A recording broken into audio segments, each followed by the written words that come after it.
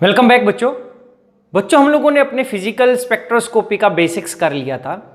तो आज हम अपना रोटेशनल स्पेक्ट्रोस्कोपी स्टार्ट करने वाले हैं, क्योंकि हमारे पास 3 स्पेक्ट्रोस्कोपी हैं फिजिकल के अंदर, rotational, vibrational and Raman.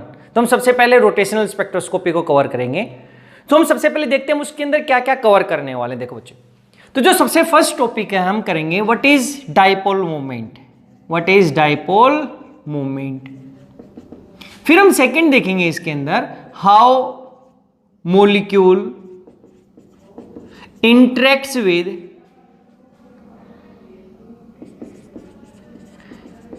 Electromagnetic radiations, कि वो इंटरेक्शंस किस लिए और कैसे कर रहा है हमारे पास। तो इस डाइपोल मूवमेंट से ही पता चलेगा कि हमारे पास जो रोटेशनल स्पेक्ट्रोस्कोपी, हम किस टाइप के मॉलिक्यूल्स की रोटेशनल स्पेक्ट्रा ग्राफ बना सकते हैं या ले सकते हैं या नहीं ले सकते। इसके बाद हम देखेंगे what is moment of inertia. What is moment of inertia, कि मोमेंट ऑफ इनर्शिया का क्या मीनिंग है, कि भाई इनर्शिया क्या होता है, मोमेंट ऑफ इनर्शिया।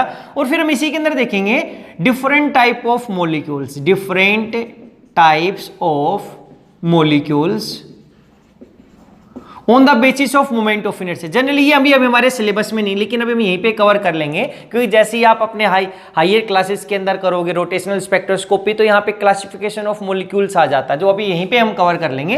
इसके बाद हमारे पास आता है moment of inertia. Moment of inertia of rigid diatomic molecule, कि अगर हमारा मॉलिक्यूल रिजिड है और वो डाइएटॉमिक है तो उसका मोमेंट ऑफ इनर्शिया क्या होगा। फिर हम इसकी निकालेंगे energy of rotating rigid diatomic molecule, energy of rotating rigid diatomic molecule. फिर हम यहां पे निकालेंगे कि what is the effect of isotopic substitution on energy levels. अब हमने एनर्जी निकाली, फिर से हमारे पास एनर्जी लेवल्स पता चलेगा, उन एनर्जी लेवल्स की हम एनर्जी निकालेंगे। फिर हम देखेंगे कि अगर मैं किसी भी एटम को उसके आइसोटोप से सब्स्टिट्यूट कर दूं तो उसके एनर्जी लेवल पे क्या डिफरेंस आएगा। फिर हम देखेंगे इंटेंसिटी ऑफ स्पेक्ट्रल लाइन। लेकिन ये इंटेंसिटी ऑफ स्पेक्ट्रल लाइन क्या था, हमने 3 फैक्टर किए थे अभी बेसिक्स के अंदर, लेकिन ये कह रहा है कि जो रोटेशनल स्पेक्ट्रल लाइंस आएंगी उनकी इंटेंसिटी कैसी आएगी, कैसी आनी चाहिए थी, हमें कैसे मिल रहा है, वो ऐसा क्यों है। तो उसका रीजन देखेंगे कि जो इंटेंसिटी मिल रही है हमारे पास वो कैसी है और क्यों आती है। और लास्ट में हम देखेंगे यहां पे degeneracy of energy state. Degeneracy of energy state का मतलब अगर हमारे पास सेम एनर्जी है 20 किलो जूल, तो 20 किलो जूल के अंदर हमारे पास 2 स्टेट हो सकती है जिसकी एनर्जी इतनी हो, या 3 की एनर्जी हो। तो अगर जितनी नंबर ऑफ एनर्जी स्टेट होंगी उसको हम बोल देते हैं energy degeneracy of energy state.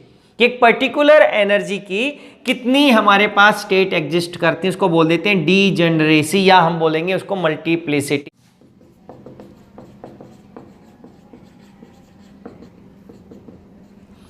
इसका सिंबल म्यू से लिखते हैं, म्यू। तो हम बोलते हैं it is the quantity which tells how much polar A molecule is, कि कोई मॉलिक्यूल कितना पोलर है ये हमें पता चलता है उसके डाइपोल मूवमेंट से। It is a vector quantity. क्या हो गया, it is a vector quantity.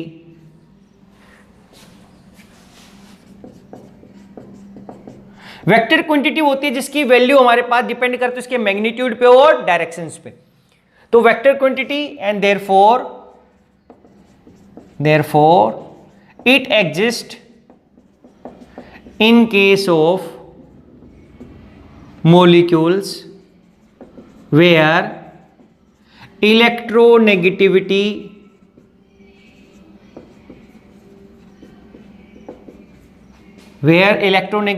difference between atoms exist।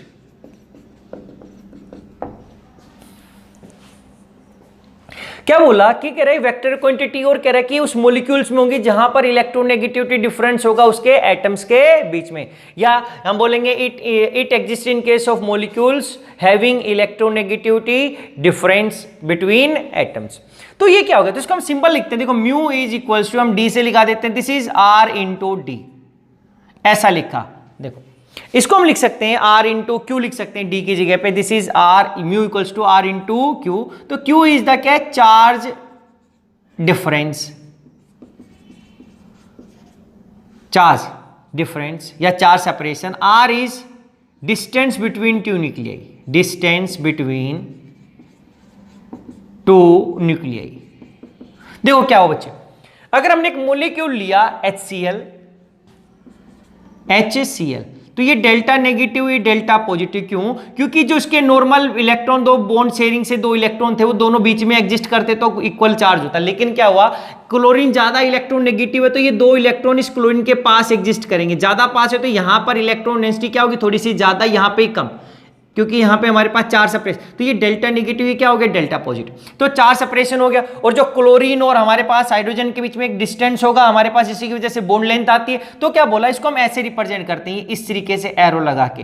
अब यहां पे जो मैग्नीट्यूड ऑफ एरो, जो लेंथ ऑफ एरो, यहां पे जो length of arrow, where length of arrow represent magnitude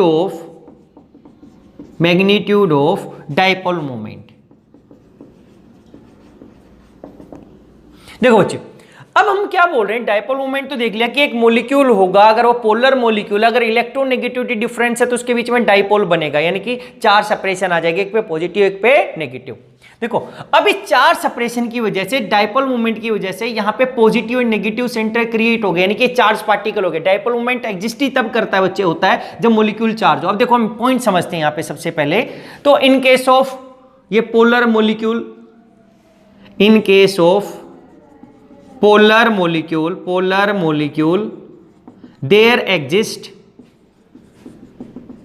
positive and negative charges, there exist positive and negative charges, and we know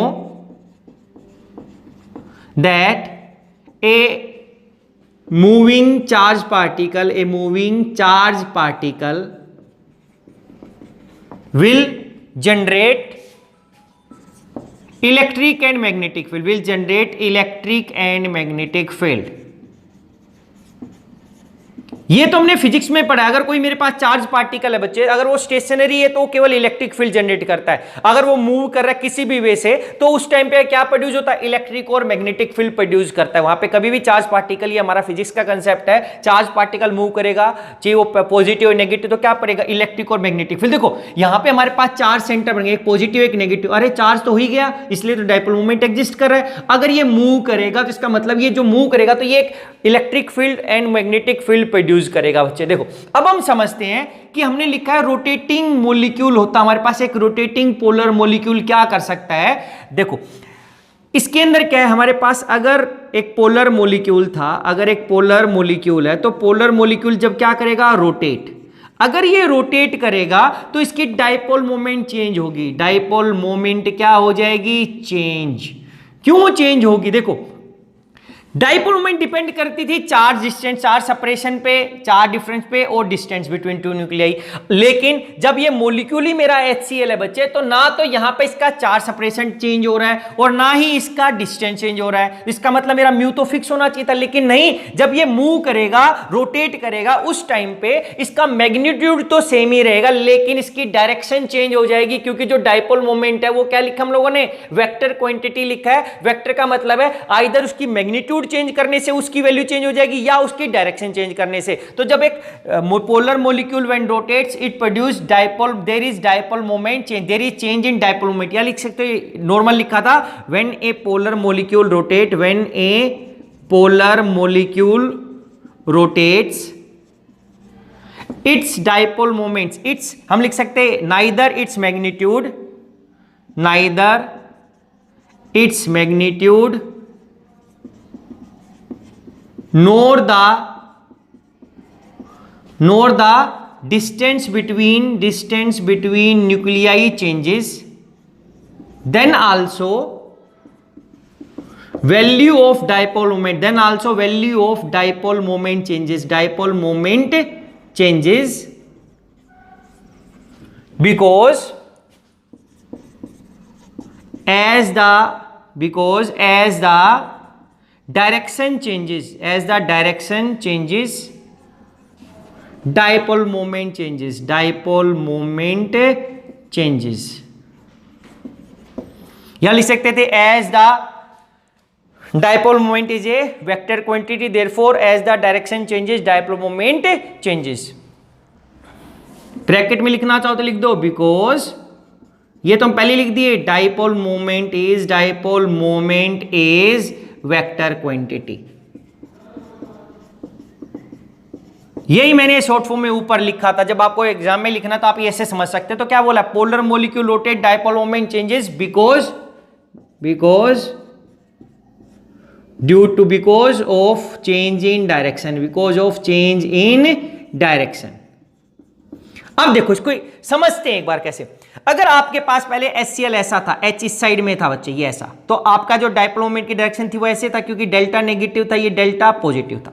अब ये परपेंडिकुलर हो गया, ये रोटेट कर गया मॉलिक्यूल ऐसा. अगर ये रोटेट करेगा तो ये क्या हो गया, इधर आ गया H, इधर क्या आ गया Cl, ये डेल्टा नेगेटिव, ये डेल्टा पॉजिटिव. तो अब इसकी जो डायरेक्शन है वो यहां से यहां पर ऐसे चलेगी. मैं इस एक ही डिस्टेंस पे लिख देता हूं इसको ऐसे, ऐसा. फिर क्या हो गया, फिर रोटेट हो गया. अगर रोटेट हो गया तो इस बार Cl इधर आ जाएगा, इधर H आ जाएगा. डेल्टा नेगेटिव, डेल्टा पॉजिटिव, जो डिस्टेंस है वो सेम ही रहेगा. तो इसकी जो लेंथ ऑफ एरो वो सेम ही रहेगी. तो मैग्नीट्यूड अब यहां से यहां पर आ गया ऐसा. फिर ये चेंज हो गया, ऊपर क्या हो गया, H डेल्टा पॉजिटिव, नीचे आ गया Cl डेल्टा नेगेटिव. तो यहां पर फिर क्या हो गया, ये ऐसे चेंज आ गया नीचे की साइड. अब इसके बाद ये फिर दोबारा से ऐसे चला जाएगा H और Cl.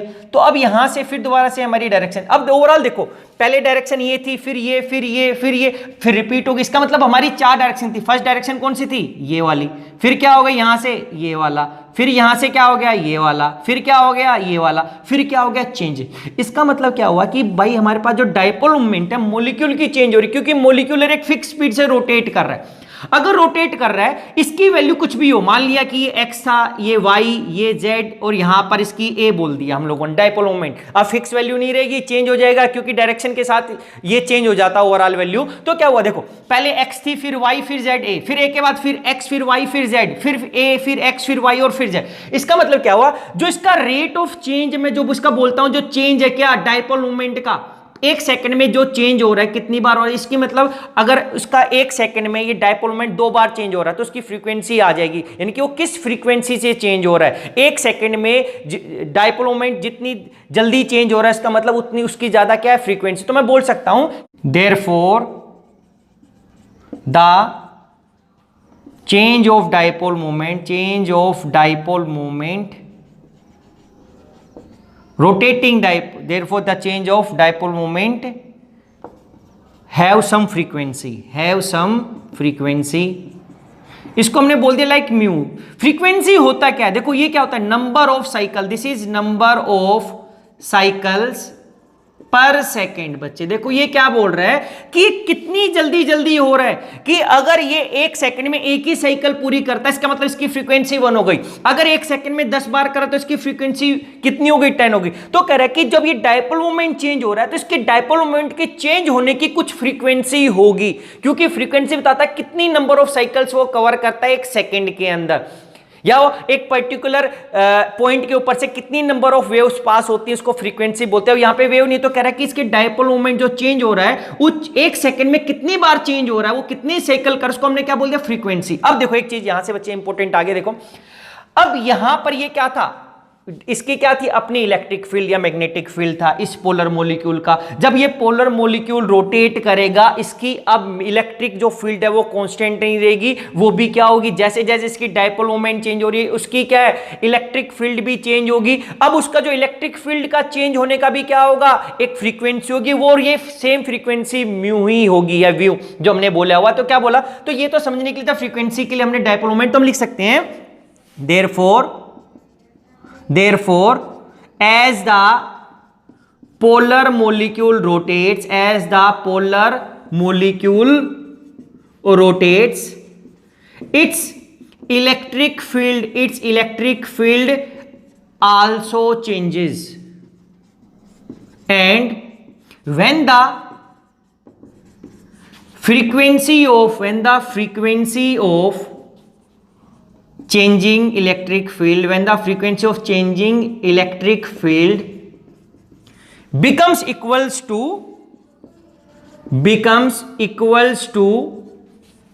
frequency of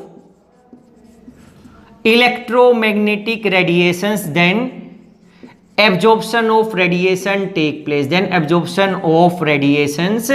will take place,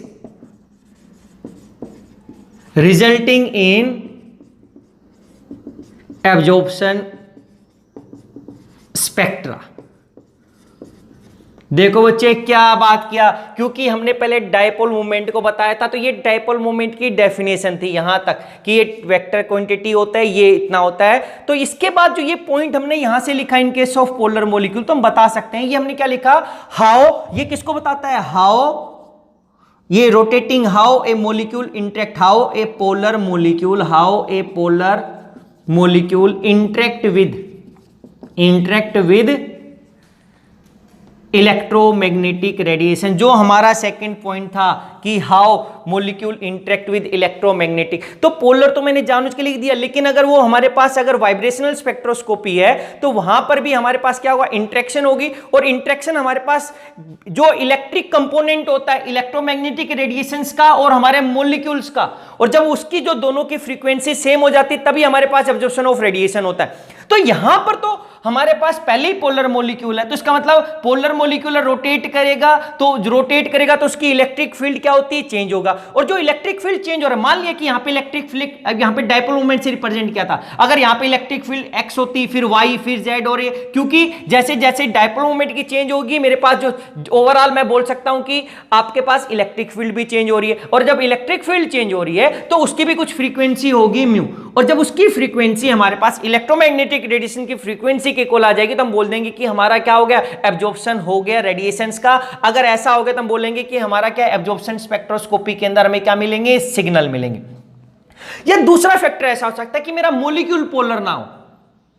vibrational में हम ऐसा करते हैं कि मॉलिक्यूल पोलर नहीं है, लेकिन जब उसके अंदर वाइब्रेशंस होती हैं तो उसकी डायपोल मोमेंट उसके क्या हो जाता है, चेंज हो जाता है, कि उसके अंदर क्या हो, डायपोल मोमेंट आ जाएगा। पहले नहीं था उसके अंदर, लेकिन जैसे ही वाइब्रेट किया उसके अंदर डायपोल मोमेंट आ गया, डायपोल मोमेंट आती, चार्ज सेपरेशन हो गया, चार्ज सेपरेशन होती उसमें क्या हो जाएगा, इलेक्ट्रिक, ये हमारे चार्ज सेंटर जनरेट हो जाएंगे। अगर ये चार्ज सेंटर हो गए तो फिर इलेक्ट्रिक फील्ड जनरेट हो गई, और जब वाइब्रेशन से होगा तो उसकी जितनी फ्रीक्वेंसी होगी उसके इलेक्ट्रिक फील्ड चेंज होने की, वो इलेक्ट्रोमैग्नेटिक रेडिएशन की फ्रीक्वेंसी की इक्वल आती है, क्या हो जाए, एब्जॉर्प्शन ऑफ स्पेक्ट्रा। तो ये था हमारे पास डायपोल मोमेंट, और इसी की वजह से हमारे पास क्या आता है, रोटेशनल स्पेक्ट्रा मिलता है। तो हमारे पास रोटेशनल स्पेक्ट्रोस्कोपी की कंडीशन ये है कि जो कंडीशंस है किसके लिए, कंडीशन फॉर रोटेशनल स्पेक्ट्रोस्कोपी अगर हम बोल देते हैं कि इसके लिए हमारे पास कैसा मॉलिक्यूल होना चाहिए, हमारे पास मॉलिक्यूल होना चाहिए पोलर मॉलिक्यूल।